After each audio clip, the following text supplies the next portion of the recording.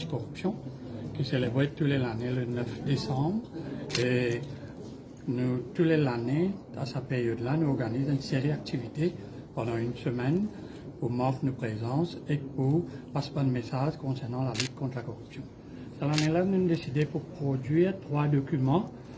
Un appel Corruption Prevention Indirect Procurement, Exercise of Discretionary Powers, Management of Contract Works for Public Bodies, surtout parce que nous avons une période côté la COVID-19, pandémie, et nous connaissons que dans cette période-là, il y a un risque de corruption, et nous faisons avec le ministère de Public Service, travail le document-là pour attirer l'attention de monde concerné, le risque qu'il y a durant cette période-là. Il y a un risque dans le procurement, qu'on peut acheter, des médicaments, des supply médical, des instruments, des équipements.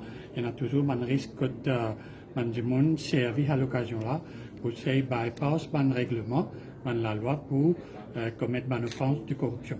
Voilà un peu ce que nous allons faire aujourd'hui. Nous pouvons continuer durant le cours de la semaine avec les autres activités pour passer un message.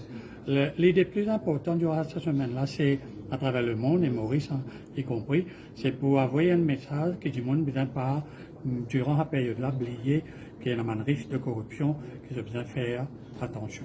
Vous finissez également fait mention d'un corruption assessment qui se envie de faire. Oui, un cabinet, c'est-à-dire le Conseil des ministres, s'est décidé quelque temps de cela que chaque ministère vient faire 2 corruption risk assessment et nous travaillons avec le ministère Public Service pour faire un corruption risk assessment exercice, c'est-à-dire commencer avec un training.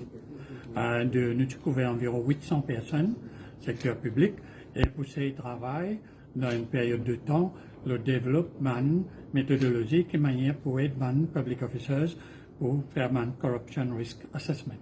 Il finit de démarrer ça ou? Oui, il finit de démarrer. Nous ferons 3-4 semaines de cela, mais il est ongoing parce qu'il y a un travail qui est à différentes étapes. Là, nous avons la période que nous devons travailler avec le ministère, chaque ministère, parce qu'il ne faut pas oublier que chaque ministère vient report back au cabinet, là, 2 corruption risk assessment qu'ils ont fait des autres ministères. Donc, nous devons travailler avec eux comme un facilitateur pour faire eux développer ce outil-là. Merci bien, M. Gary. Et qui ou un message en fait passer pour les fonctionnaires? Pour les fonctionnaires, le message, c'est que nous devons toujours faire attention à risque qu'il y a de corruption, surtout dans la période-là, quand on a la pandémie-là. Il y a toujours un risque qui m'a contacté pour essayer de servir cette situation pour commettre un acte de corruption.